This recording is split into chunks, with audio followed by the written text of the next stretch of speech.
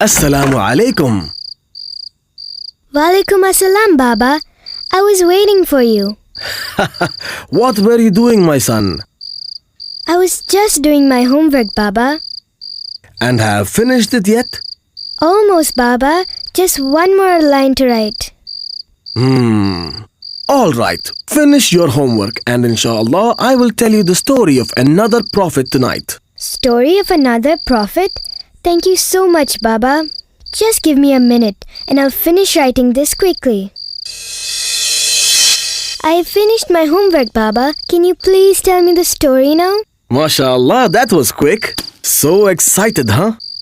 All right, tonight I am going to tell you the story of Prophet Nuh alayhi salam. Who was he, Baba? I'll tell you, my son. Now listen carefully. Bismillah.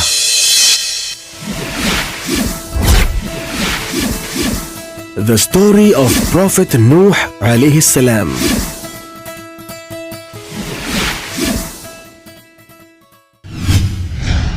Allah subhanahu wa ta'ala sent Prophet Nuh alayhi salam to earth 1,000 years after sending Prophet Adham alayhi salam. The population on earth had increased many folds by now. And by this time, the evil shaitan had played his dirty tricks with mankind, and people had started worshipping idols. It was during this time that Allah sent another prophet to earth, Prophet Nuh alayhi salam, to guide the people back. But it wasn't going to be an easy job for the prophet. Fear Allah and do what Allah says, shouted the prophet to everyone. But the people didn't want to listen. They shook their heads and continued worshipping the idols. The prophet was an excellent speaker and he was very patient too. Don't you understand that it was Allah who created this whole world? Shouted the prophet. It was Allah who created the sun, the moon, and the stars you see in the sky. He created the rivers, the mountains, the trees, and everything you see around. He did all this for you, and you alone. Then why are you not showing him any respect? Why are you worshipping these idols? But the people turned their backs on him, saying, who are you to advise us? You're just another man, and we think that you're lying. Go away and leave us alone. But there were good Muslims on earth too. Most of them were weak and poor. They listened to the words of the Prophet and realized that they were committing a sin by worshipping the idols. Now, there were two different groups of people on earth. One who worshipped Allah subhanahu wa ta'ala and the others who continued idol worship. Nuh alayhi salam continued preaching to the people for many years.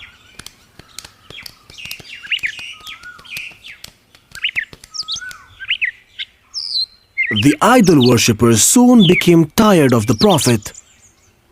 You've been preaching lies for long enough, they said. We are going to stone you if you do not stop. But the Prophet ignored them and continued calling the people tirelessly. He preached to them during the day and the night. On many occasions, he was stoned by the idol worshippers while preaching to the crowd. He was even beaten with the sticks. You are no different from us, shouted the idol worshippers. You are no prophet. You are just another man. And why should we listen to you? I am telling you the truth. The Prophet pleaded to them. You are committing a sin by worshipping the idols. But the people didn't listen and they beat him again. I fear for you. Allah is going to punish you one day, the Prophet shouted to them.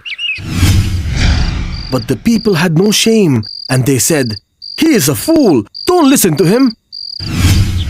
All this pain did not let the Prophet to stop calling out to the people. He continued preaching to them for 950 years. The disbelievers kept making fun of the Prophet, and by now, They had taken things too far.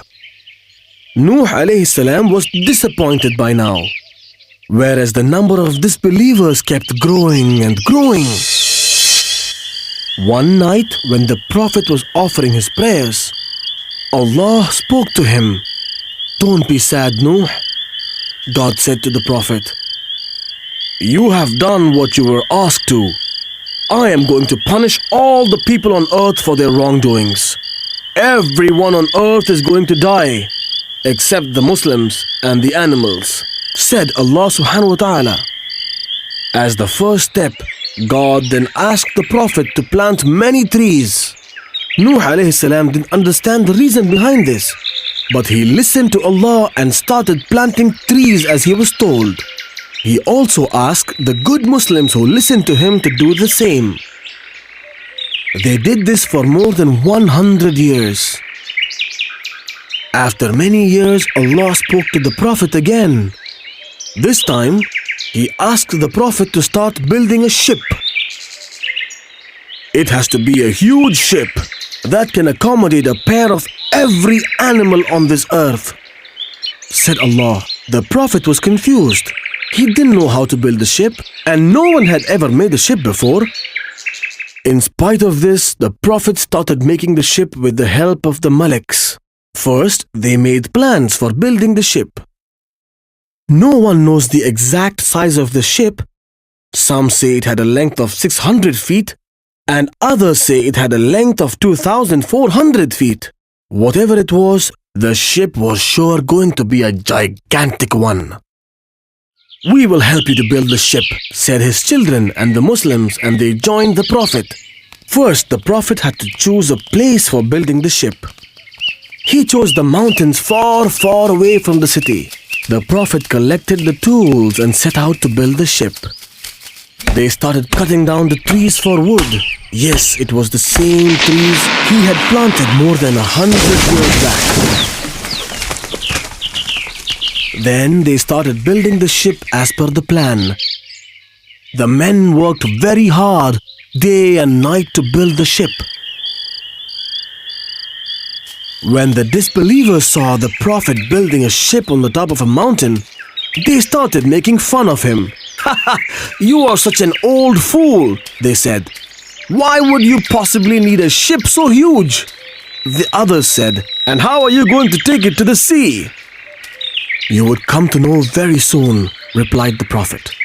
The people didn't know why the Prophet was building the ship, and they thought the Prophet had lost his mind. The Prophet and his men kept working hard.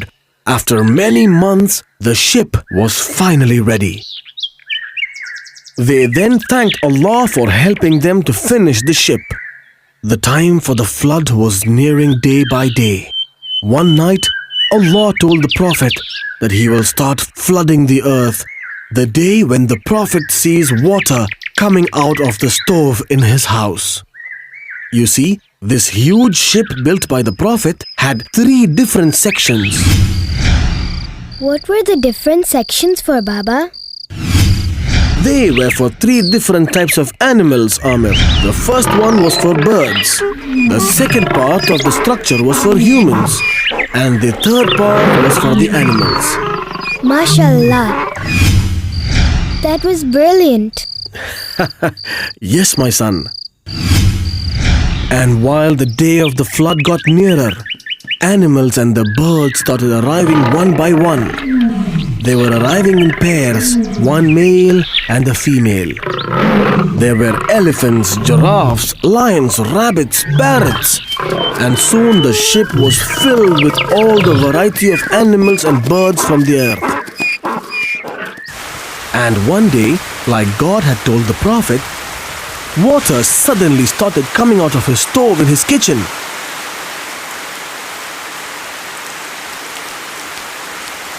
This was the sign Nuh alayhi salam was waiting for.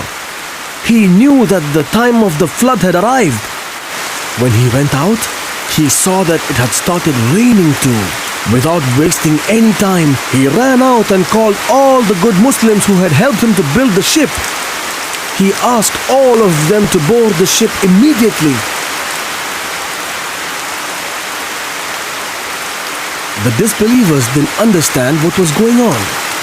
So they kept laughing at the Prophet. "Look at the old fool," they said. "What is he going to do with all those animals and men?" The Prophet ignored them and asked his wives and sons to board the ship quickly. Everyone obeyed him, except for one of his wife and her son, who were not his followers. "I will save myself from the water," his son said. "Don't worry about me." The water levels had gone up by now, so the Prophet ran to board the ship. A terrible flood broke out, and the water levels began to rise rapidly. The earth's crust moved, and ocean floors started rising, which caused it to flood the dry lands. The rains didn't stop for hours either. By now, people realized that what the Prophet told them was true, and they ran towards the mountains to save themselves. The Prophet saw that his wife and son were climbing a mountain to escape from the water. So he shouted to them, "Come and board the ship! Save yourself!" But they ignored him and climbed to the top of the mountain. Then a huge wave, bigger than the mountain they stood on, came and hit them, killing both of them. These enormous waves killed all other disbelievers as well. The water kept rising and rising, and after some time, the earth was completely filled with water. Then Nuh alayhi salam said, "Bismillah." When the Prophet uttered these words, the ship started moving. The rains had stopped by now, but the entire earth was filled with water. The Prophet knew that he had to keep sailing for a long, long time. But didn't the animals hurt each other? Then how did they live together? The ship had 80 people in it, and the Prophet had taken precautions to store enough food for the men and the animals. Allah had it all planned, my son. He made the ship suitable for the silent sheep as well as the violent lion. All the violent animals were down with some or the other sickness. All of them were living together. But the Prophet faced a lot of trouble because of the rats. They were everywhere, running up and down, nibbling there, nibbling here. They were really the troublemakers. And then Prophet prayed to the God, and it was then Allah created the cats. The cats hunted down the rats, and after some time, the rats started behaving as well. Like that, Allah subhanahu wa ta'ala solved many problems that the Prophet had to face during the journey. They had sailed for about 150 days by now, and they couldn't find land anywhere they could see.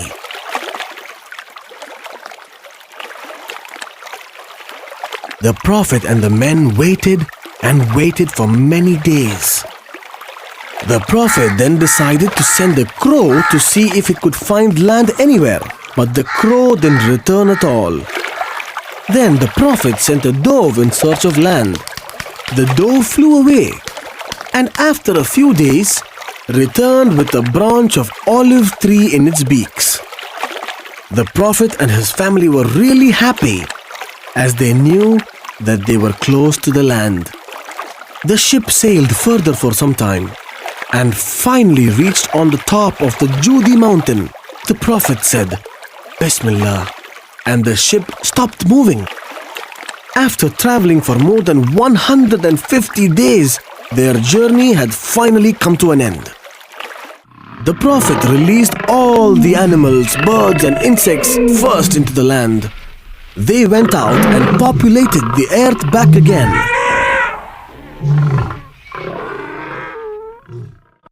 The Prophet and other Muslims came out of the ship, and the first thing he did was to put his forehead to the ground in prostration. And that was a new beginning for the human race. That was such a great story, Baba. MashaAllah, I am glad you liked it, my son. Now, shall I ask you a few questions from the story? Yes, Baba. Alright, now tell me, why did Allah subhanahu wa ta'ala send Prophet Nuh alayhi salam to the earth? He sent the Prophet to call people back to Allah. That's correct, my son. Now for the next question. Why did the people not listen to the words of the Prophet? The people on earth thought that the Prophet were lying to them. They thought the Prophet was just another man. Very good, Amr. Can you tell me who boarded the ship along with the Prophet's family? I know the answer. The Muslims boarded the ship too. The animals, birds, and the insects boarded the ship as well. That's correct again. And now for the final question. Tell me the name of the mountain where the ship finally landed. Was it Judy Mountain, Baba? You are right, my son. MashaAllah, you gave me all the right answers. Thanks, Baba. Alright, that's all for today. I'll tell you another story tomorrow, my son. Ma'as salama.